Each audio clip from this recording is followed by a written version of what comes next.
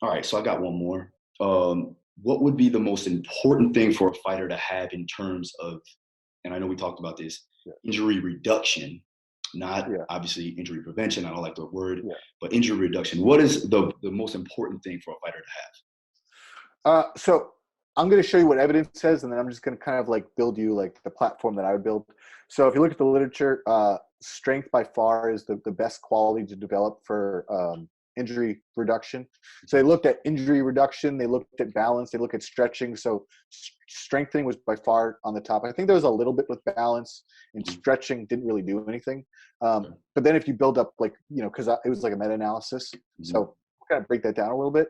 I think with stretching, the problem is most people have no idea what they're stretching. They just say, oh, go stretch after class. So you see people like they go into, they just sit down on the mat and they just stretch their hamstring, their groin. They might do some calf stretches, and then that's it. But like, is that what they need to stretch? You know what I mean?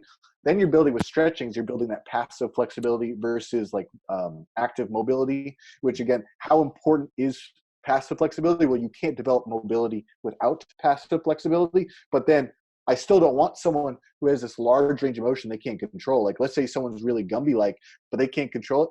Well, in jiu-jitsu standpoint, like let's say you take someone's shoulder and you move it far back, right?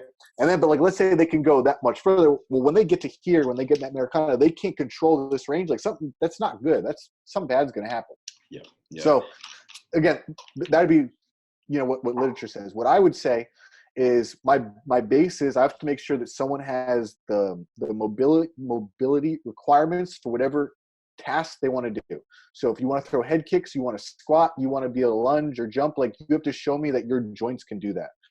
So I have to make sure that the ankle, the hip, the knee, the shoulder can move the way it is. Once that's where it's good enough to do what they need to do, then I would say, okay, now let's work on your movement capabilities. Like, let's make sure you can move well, because like, what's the point of loading if you can't move well, right? Like you see those people like they're doing like half squats for like 300 pounds, but it's like they're moving like 25% range of motion. Like, what's the point of that? Yeah. Well, I guess there is something that you can say, but I want to make sure that they have good movement patterns before I load it, and then when I start loading. Yeah, that makes sense. Yeah, I get what you're saying, like accentuation methods and things like that. But yeah, definitely, they need to have the proper joint prerequisites to get underneath load and move efficiently.